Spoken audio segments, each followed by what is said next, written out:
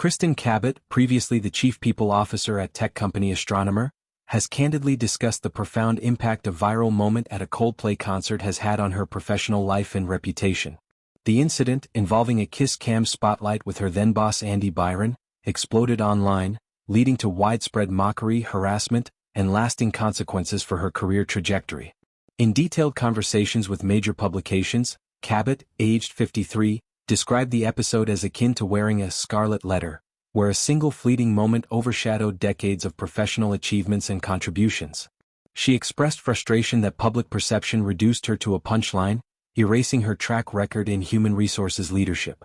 The event occurred during a Coldplay performance in Foxborough, Massachusetts on July 16. As the stadium's Kiss cam panned to Cabot and Byron, their awkward attempt to avoid the spotlight, hiding faces and deflecting, drew playful commentary from lead singer Chris Martin. He joked about a potential affair, amplifying the moment for the live audience and subsequently online when clips went viral. What began as concert banter snowballed into intense scrutiny, with social media users speculating about workplace relationships and ethics. Byron, who was married at the time, and Cabot faced immediate backlash. An internal investigation at Astronomer cleared Cabot of any policy violations, and the company even extended an offer for her to return to her role. However, Cabot chose to negotiate her resignation instead, citing the impossibility of reclaiming authority in her position. She explained that being perceived as a laughingstock undermined her credibility as the head of HR, a role requiring respect and impartiality.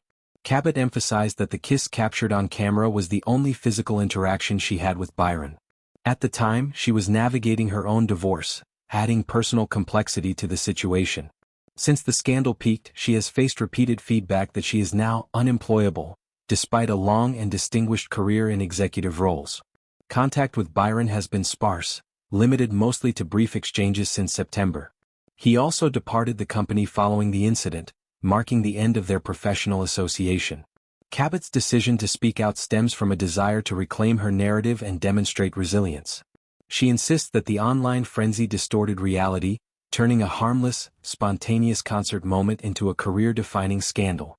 Without the viral amplification, she believes she could have weathered the internal fallout and continued contributing to the company. Her story highlights the double-edged sword of viral fame in the digital age, where moments are decontextualized and amplified endlessly. For professionals in visible roles, especially women, such incidents can carry disproportionate long-term effects, affecting hiring prospects and public image. Cabot joined Astronomer in late 2024, bringing expertise in people management and organizational culture. The company's response, conducting a thorough review and finding no wrongdoing on her part, vindicates her professionally, yet the external noise proved overwhelming. The harassment she endured included threats and relentless online shaming, compounding the emotional toll. Cabot has articulated a determination to move beyond this chapter, stating firmly that she is not done yet, and seeking opportunities to rebuild. This case raises questions about privacy, workplace dynamics, and the role of social media in judging personal interactions. Concert kiss cams are meant for lighthearted fun, encouraging crowd participation, but when involving public figures or identifiable individuals, the outcomes can be unpredictable. Chris Martin's onstage quips, intended as humorous engagement, inadvertently fueled the fire. The band's shows are known for interactive elements, creating memorable experiences, but this one took an unintended turn. For Cabot, the aftermath serves as a cautionary tale about visibility in an interconnected world. She advocates for nuance in public discourse, reminding that viral clips often lack full context. Looking ahead, Cabot remains optimistic about future prospects, leveraging her skills in new contexts. Her openness in interviews aims to humanize the experience, showing vulnerability while asserting strength. The scandal's ripple effects extend to discussions on gender biases and professional repercussions. Women in leadership often face heightened scrutiny for personal matters intersecting with work. Byron's minimal communication post-incident suggests mutual agreement to distance, allowing space for individual healing. Astronomer's handling, prioritizing investigation over hasty action, reflects responsible corporate governance, though the external pressure influenced outcomes. Cabot's resolve shines through, refusing to let one moment define her legacy.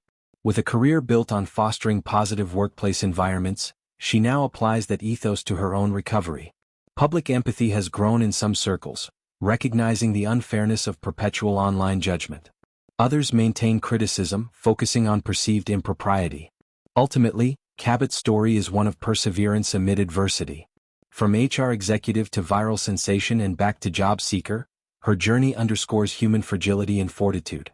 As she navigates interviews and opportunities, the hope is for a narrative shift, focusing on accomplishments rather than a concert mishap.